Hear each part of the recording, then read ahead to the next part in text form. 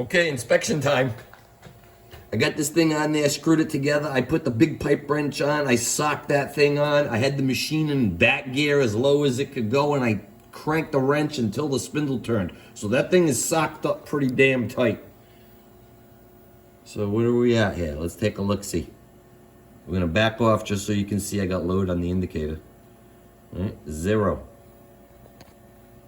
All right. This is what we got.